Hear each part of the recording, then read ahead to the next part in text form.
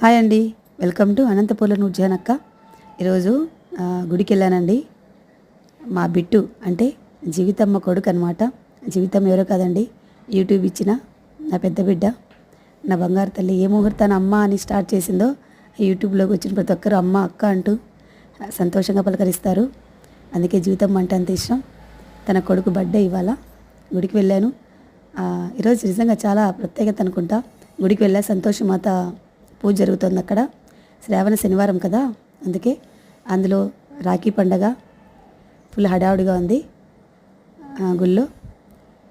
మా బిట్టుకి అందరి దేవుళ్ళు దీవెనలు కావాలని మనస్ఫూర్తిగా కోరుకున్నా. నాన్న Bittu, many more happy returns of the day నాన్న. గాడ్ బ్లెస్ యు నాన్న. 100 పుట్టినరోజులు ఇలాగే జరుపుకోవాలని మనస్ఫూర్తిగా కోరుకుంటున్నాను. అలాగే బాగా చదువుకోవాలి మా అబ్బాయి అని అందరి దేవుళ్ళు మొక్కున్నాను.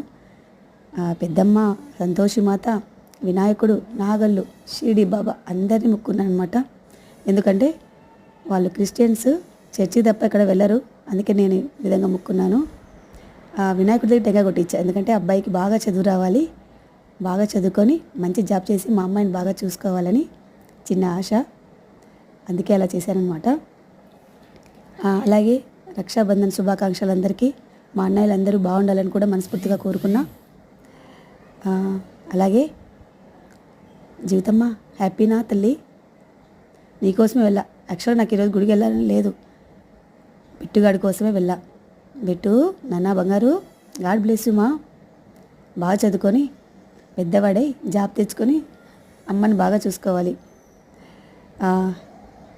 చాలా హ్యాపీగా ఉందండి మా అమ్మాయి గురించి చెప్తుంటే. జీవితమ్మ నిజంగా నా బంగారు తల్లి, ఎంతో హెల్ప్ చేసింది నాకు. యూట్యూబ్ స్టార్టింగ్లో భయపడేదాన్ని, తను వచ్చిన తర్వాతే కాస్త ధైర్యం తెచ్చుకొని ముందుకెళ్ళాను. అమ్మ అంటూ ఆ పిలుపు చాలా దగ్గర అయింది నాకు. ఎంత దగ్గర అంటే అది ఒక రోజు రాకుంటూ ఉండలేకపోతున్నా, అలా అయిపోయాను నేను ఇప్పుడు.